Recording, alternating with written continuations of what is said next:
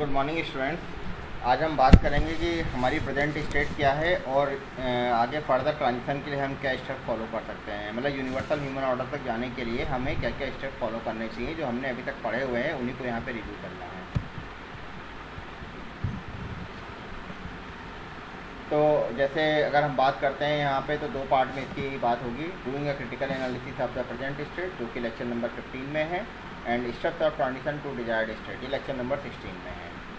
तो अगर हम पॉसिबल अप्रोचेज की बात करते हैं तो दो तरीके की अप्रोचेज हम यहाँ पे फॉलो कर सकते हैं। पहली है प्रॉब्लम सेंट्रिक अप्रोच, दूसरी है सॉल्यूशन सेंट्रिक अप्रोच। इसके बारे में बात हम एक और स्लाइड में कर चुके हैं, जहाँ पे एक कह सकते हैं कि डिटेल में वहाँ पे बताया गया था इसके बारे में।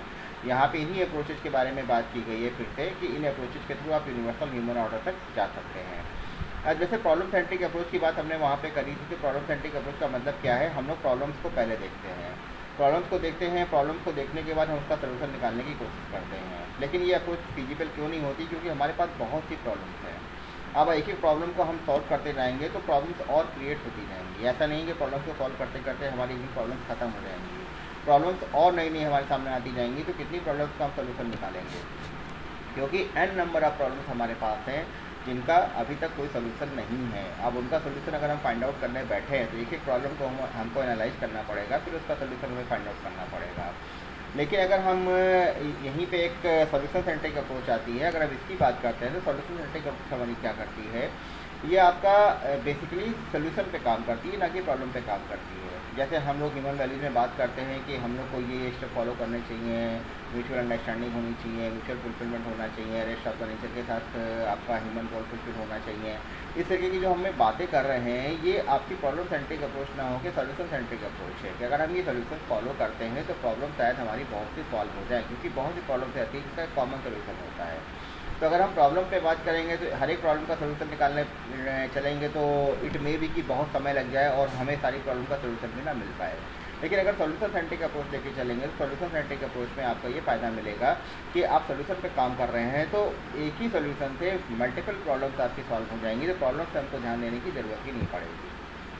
अब इसका ये अप्रोच कैसे काम करती है? It helps us to see our role as human being in this nature and how we can ensure living with mutual fulfilment in this nature. Then we can try to live like this and verify for ourselves that this does lead to a state of fulfillment of oneself and the other, ultimately of everyone.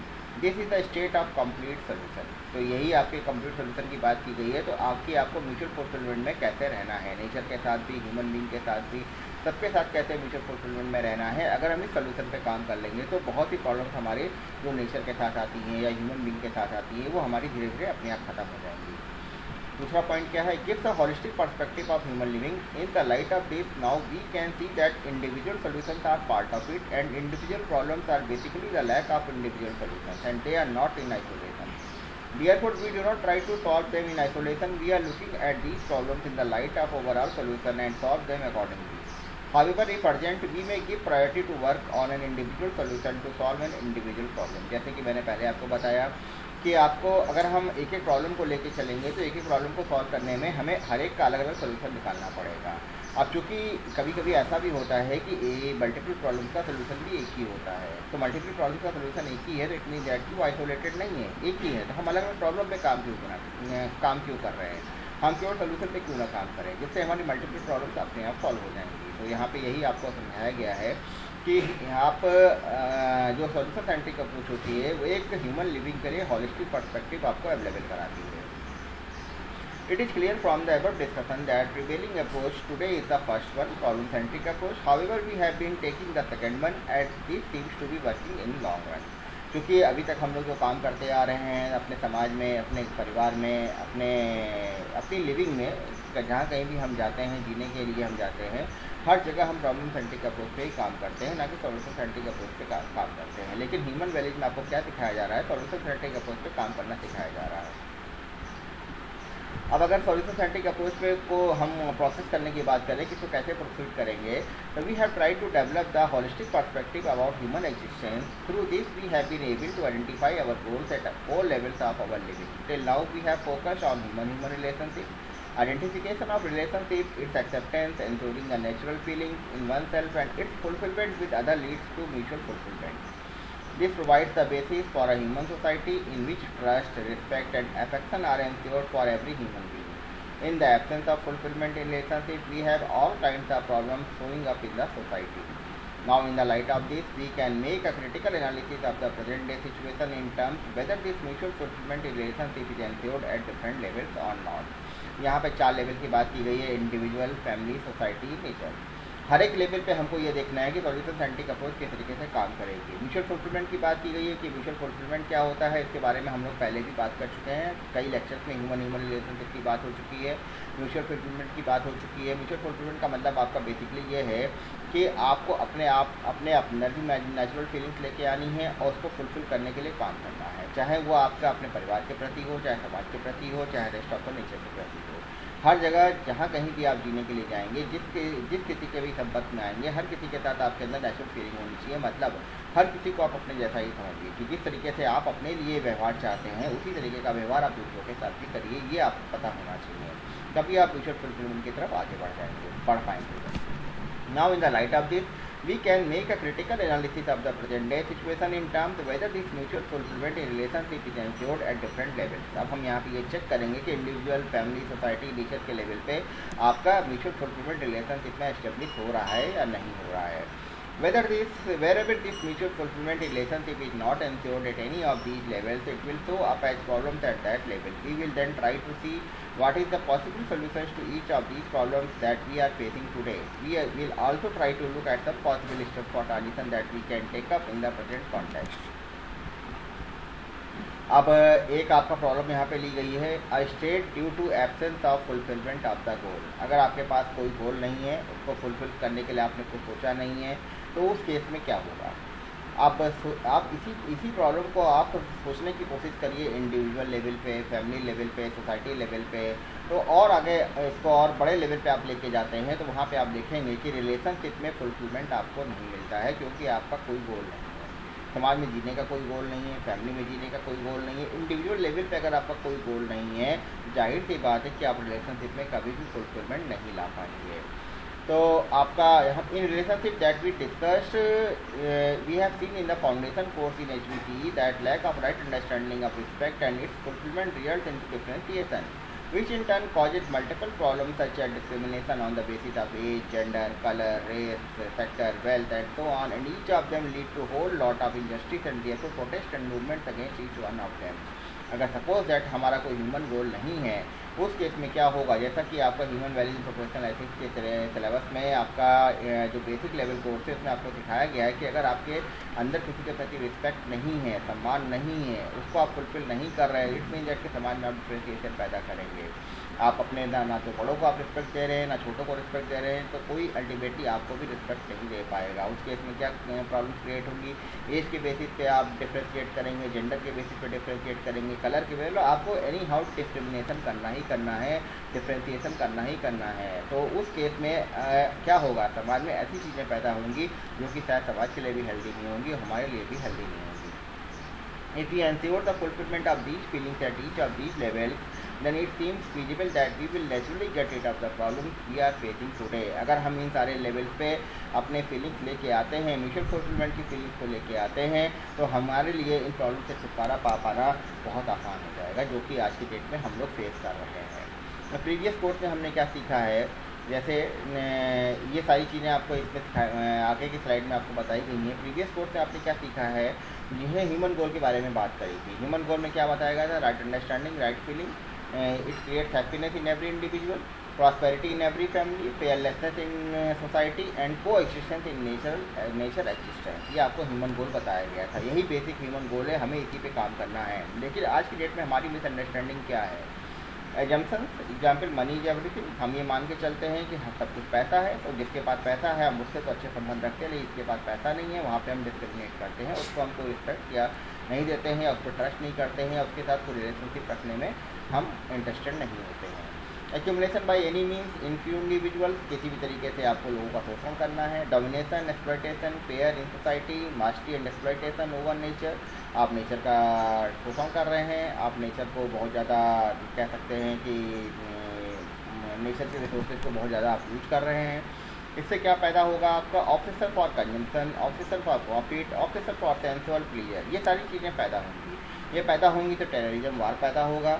और अगर nature वाली बात करते हैं तो nature से आपको क्या पैदा होगा? रिसोर्स डिप्लीशन एंड पॉल्यूशन पैदा होगा आपका। अगर आप मनी इज एवरीथिंग आप मान के चलते हैं एवरी इंडिविजुअल में, तो ये चीज़ें क्रिएट होंगी। एक्यूमुलेशन बाय एनी मीन्स मान के चलते हैं फिर इंडिविजुअल में, तो भी आपकी यही चीज़ें पैदा होंगी।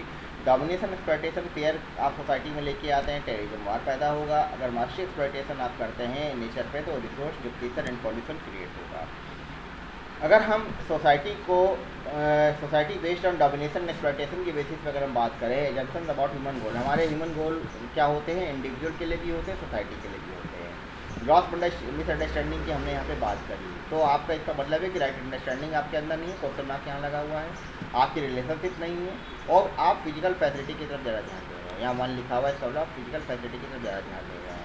आपके अंदर क्या आ रही है? एनिमल कॉन्शियसनेस आ रही है, जीव चेतना आ रही है। एनिमल कॉन्शियसनेस आपका मतलब केवल आप फिजिकल फैसिलिटी की आप फीलिंग रखते हैं, उपभोग की फीलिंग रखते हैं, ना कि उसको क्रिएट करने की फीलिंग रखते हैं।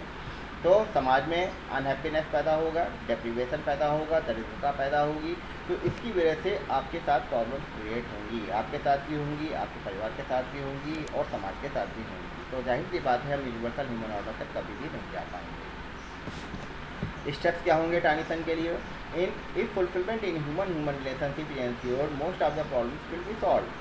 Even the burning problems like corruption, terrorism have their roots in misunderstanding of human relationship, leading to lack of fulfillment in human relationship। जैसे अगर हम करप्शन की बात करते हैं, टेररिज्म की बात करते हैं, वार की बात करते हैं, उस केस में भी अगर आप ध्यान दीजिए तो आपको ह्यूमन रिलेशनशिप की मिसअंडरस्टैंडिंग ही नज़र आती है। भाई टेररिज्म कैसे पैदा हो रहा है? एक पर्टिकुलर धर्म के प्रति लोगों में आस्था ज़्यादा है। लोग ये समझते हैं कि हमें इसी धर्म को खाली एक आगे लेके जाना है, बाकी धर्मों को हमें दबाना है। तो उस केस में क्या हो रहा है कि आप अपनी इच्छाओं की पूर्ति के लिए आप किसी का मर्डर कर रहे हो, कहीं पे बॉम्ब ब्लास्ट कर रहे हो, लोगों को ख़त्म करने की कोशिश कर रहे हो। एक तरीके से ये कहा जाए कि आपके अंदर ह्यूमैनिटी नहीं है, तो कोई गलत नहीं होगा। तो आपके अंदर क्या है? Lack of fulfilment in human relationship की फुलफिलमेंट आपके अंदर नहीं है। If at least a feeling of trust is ensured at the level of society, a base for working on most of the social problems will be prepared, and if work on ensuring fulfillment in relationship at that level, then the problem may get resolved naturally। पहली trust की feeling है आपकी। अगर trust आप पैदा कर लेते हैं अपने अंदर, अपने परिवार में, अपने समाज में, लोग आप पे विश्वास करें, मतलब ये है समाज में, उस केस में बहुत सी सोशल प्रॉब्लम्स हैं जो हमारे रिलेशनशिप की वजह से क्रिएट होती हैं, वो सारी की सारी प्रॉब्लम्स हमारी ख़त्म हो जाएंगी। ट्रस्ट का मतलब ये नहीं है कि कोई आप पे ट्रस्ट कर रहा है तो आप उसको भूखा दीजिए। If you want to transit from current state to desired state, ensuring fulfillment in relationship is must। Fulfilling relationship can only be ensured if a person has right understanding and right feeling। Thus, to work for ensuring right understanding and right feeling in an individual is fundamental step for this transition। We have seen that all problems that we see today in the society, which are caused due to lack of fulfillment of human relationship, can be solved by ensuring fulfillment in human relationship। However, to exemplify this, we will take the burning problems faced by the society today and see how they can be solved through the fulfillment in relationship। Problems and their root causes। Problems के बारे में बताया गया है। War has become a big international problem today। A large fraction of the world resources are spent in preparation for these wars। जैसा आज की date में हम लोग देख रहे हैं कि सब लोग ज़्यादा से ज़्यादा पैसा खर्च कर रहे हैं युद्ध की तैयारी करने के लिए। If you look closely, this basically is the problem of lack of relationship। A country is not able to see its relationship with the other country, therefore one of both are eager to exploit or defeat each other to prove their superiority। It must be obvious to both the parties that war is a loss for both of them, but they are not able to stop it because they are not able to see that there exists the better path of relationship and mutual cooperation which will be beneficial for both of them। सभी लोग जानते हैं कि war से हमेशा दोनों ही party का नुकसान होता है, बड़े लेवल पे होता है, लेकिन फिर भी अपने आप को सुपीरियर साबित करने के लिए युद्ध की घोषणा की जाती है। Same holds true for us also. यही सेम चीज़ हमारे लिए भी अप्लाई होती है। We are busy fighting with our neighbours. We have created a wall around our family and consider those within the family as our relatives and rest all as outsider or other as opponents। That's why many a times we are ready to do anything for those family members, and we do not even hesitate to exploit others for the benefit of our family members। All these are happening because we are not able to see the relationship with others। हम family में relationship को कैसे देखते हैं? जहाँ से हमारी family में हमारे चूँकि वो हमारी फैमिली है तो हमारा जाहिर सी बात है हमारी रिलेशनशिप उनके साथ अच्छे होंगे, लेकिन अपनी फैमिली के रिलेशनशिप को अच्छा रखने के लिए और फैमिली को और स्ट्रॉन्ग बनाने के लिए हम क्या करते हैं, अपने नेबरहुड के साथ हमेशा कोई ना कोई प्रॉब्लम क्रिएट करते रहते हैं, हमेशा दूसरों को नीचा दिखाने की कोशिश करते हैं। उसकी वजह से क्या रिलेशनशिप आपकी सोसाइटी के साथ बढ़ पाती है, कभी नहीं बढ़ पाती है। Same is happening at all the level between villages, district, state, हर लेवल पे ये प्रॉब्लम क्रिएट होती हैं। आगे देखिए, terrorism also has the same root, that is lack of relationship. We treat one particular group of people as our own and rest all as others. As soon as this differentiation of my own and the others comes in, human relationship gets neglected. We are ready to do anything for our own people at the cost of harming, even killing others. हम अपने आप को बचाने के लिए, अपने लोगों को बचाने के लिए हम ये मान के चलते हैं कि हमारी रिलेशनशिप एक पर्टिकुलर ग्रुप तक ही है, इसके बाद नहीं है। तो अपने ग्रुप को बचाने के लिए कुछ लोगों के तक सीमित रहते हुए हम बाकी लोगों को नुकसान पहुँचाने की कोशिश करते हैं। ये ह्यूमन रिलेशनशिप नहीं रह जाती है।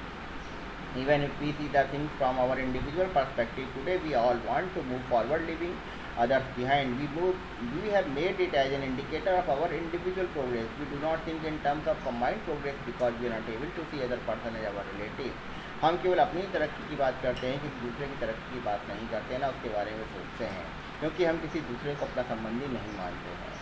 Most of the times we are doing so to get respect from the society. We have not understood that feeling of respect is not a thing just to get from outside, rather it needs to be established oneself. Respect आपके अपने अंदर से आती है। Respect की feeling ये नहीं कि कोई दूसरा आपको रिस्पेक्ट देगा जब आप उसके ऊपर दबाव बनाएंगे। तो जब आप खुद ऐसा अपने आप को डेवलप करेंगे तो रिस्पेक्ट आपको अपने आप मिलेगी। If we will understand the true meaning of relationship and these feelings, we will get rid of this mindset of individual progress through cutthroat competition. We will rather think of cooperation and how we can participate in the society for the well-being of all and how a harmonious society can be developed. अब हम अगर relationship की बात करें तो truly अगर relationship आप establish कर लेते हैं, ना कि केवल फैमिली में, सोसाइटी के साथ भी, जाहिर सी बात है कि बहुत ही प्रॉब्लम्स हमारी सोसाइटी में हैं जो कि ख़त्म की जा सकती हैं। सस्टेनेबल सॉल्यूशन क्या हो सकते हैं इन प्रॉब्लम्स के? Analysing these current problems we can conclude that not being able to see to human beings as relatives is the core problem. Today we have been defined human relationship in terms of sectors, region, sex, color and so on. Constraining the universal human relationship in these boundaries is the root cause of most of these major problems. We may keep trying to find out the solution of these problems by imposing hard rules and regulations in the society, but till the feeling of relationship is not ensured, there can never be a permanent solution through this process of imposition of rules and regulations.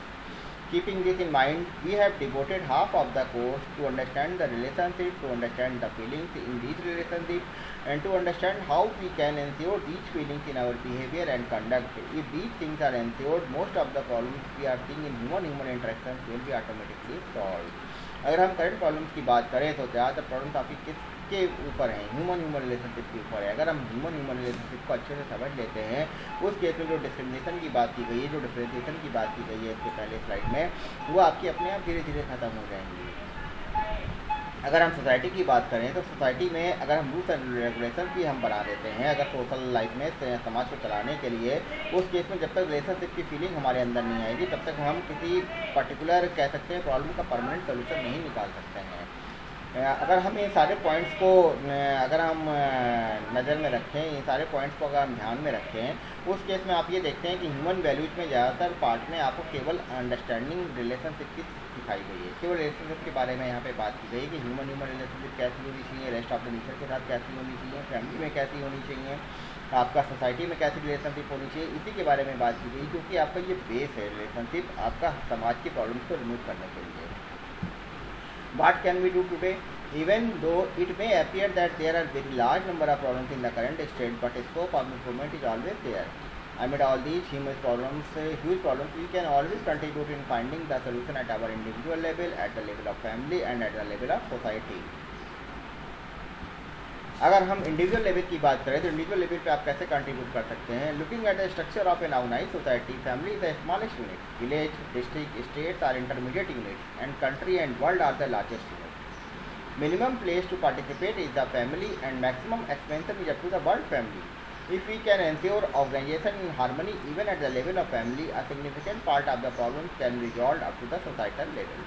Ensuring right understanding and right feeling at our individual is a fundamental step for this transition. तो हम अगर अपने ही से शुरू करते हैं, जैसा कि आपको बताया गया, पहले भी आपको बताया गया है कि फैमिली सबसे स्मॉलेस्ट यूनिट होती है, उसके बाद स्टेट, डिस्ट्रिक्ट या आपकी इंटरमीडिएट यूनिट होती हैं, कंट्री, वर्ल्ड या फिर लार्जेस्ट यूनिट होती है। तो हम फैमिली से ही क्यों ना शुरुआत करें, उसके बाद धीरे धीरे उसको वर्ल्ड फैमिली तक हम लेके जाएँ। तो क्या आपको करना है, राइट अंडरस्टैंडिंग, राइट फीलिंग आपको अपने अंदर पहले डेवलप करनी है।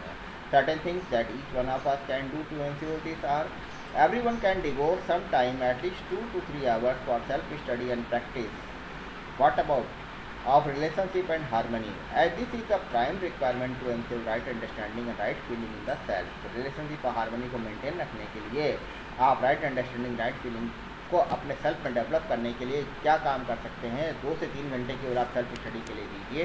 इसके बारे में सोचिए कि आप रिलेशनशिप कैसे स्टेब्लिश कर सकते हैं, हार्मनी कैसे आप ला सकते हैं। Everyone has the scope to ensure justice while living with other human being, at least from their side, starting from family and going to higher level. अगर हम फैमिली के लेवल पे बात करें तो harmonious relationship at least among all the members of the family can be insured in each family.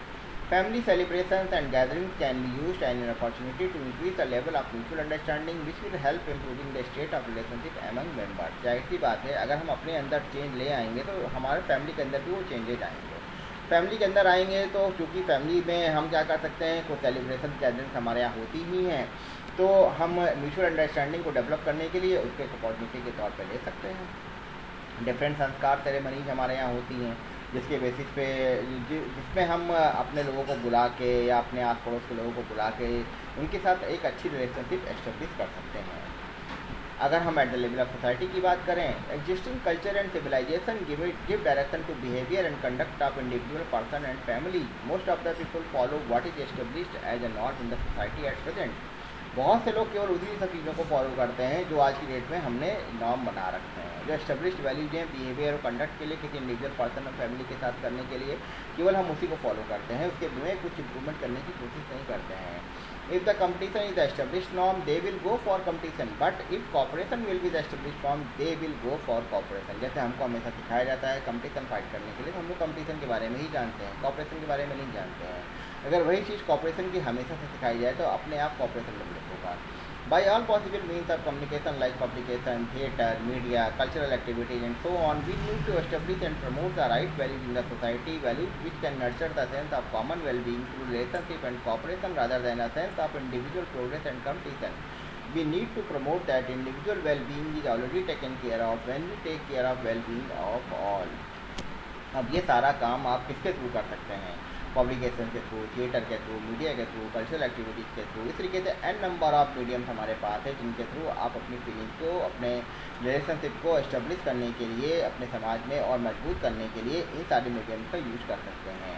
Instead of promoting the culture to show off, which is one way or other lead to the feeling of opposition hatred, our festivals and ceremonies should promote the feeling of affection, mutual respect and ultimately love. If society starts recognizing and promoting the culture of simple living instead of lavish and extravagant lifestyle, common people will start adopting that. It will certainly reduce the competition among the people, save lot of wastage of physical resources and reduce the exploitation of nature. Society and system की अगर हम बात करें, till now we have been discussing about society. We saw that what can we do at the level of individual, family and society to establish right feelings like trust, affection and love as our culture and civilization. Our discussion was mainly focused on the issues of relationship which once ensured can help to solve many existing problems. अगर हम relationship को मजबूत कर लेते हैं तो बहुत सी problems हमारी सामाजिक स्तर की दूर हो जाएंगी। तो यहाँ पे आपको बताया गया है कि हर एक लेक्चर में, हर एक पीपीटी में क्या क्या चीज़ें आपको सिखाई गई हैं, इसके बारे में बात पहले भी हो चुकी है। होम असाइनमेंट की अगर हम बात करें, if we have tried to find out the root cause of some of the existing social problems, what arisen and concluded that they are somehow caused due to lack of fulfillment in relationship. If relationship will be ensured, these problems are likely to be solved naturally. तो ये आपको देखने की ज़रूरत है कि ये क्या क्या प्रॉब्लम्स हमारे समाज में है, पहले आप ये आइडेंटिफाई करिए, फिर आप ये सोचिए कि हम रिलेशनशिप पे फुलफिलमेंट ला के उसको कैसे दूर कर सकते हैं। जैसे इस समय कोविड-19 की प्रॉब्लम चल रही है, हमारे लिए सबसे अच्छा एग्जाम्पल ये है। कोविड-19 में आपने कितना रिलेशनशिप को एस्टेब्लिश किया है अपने समाज में, इसमें क्या क्या काम आपने सोशल वर्क किए हैं, इसके बारे में एक लिस्ट आप बना सकते हैं, उस पर आप काम कर सकते हैं। इसके अलावा और भी कई सोशल इश्यूज हैं हमारी लाइफ में, जैसे आपका प्रोडक्शन का है, कोर्ट केसेज हैं, डिवोर्स है, ओल्ड एज होम बढ़ रहे हैं, करप्शन बढ़ रहा है, social responsibilities, education, health are becoming more life business की तरह होता जा रहा है। इनके बारे में भी आपको देखने की ज़रूरत है कि आप इसमें किस तरीके से अपना कॉपरेशन दे सकते हैं।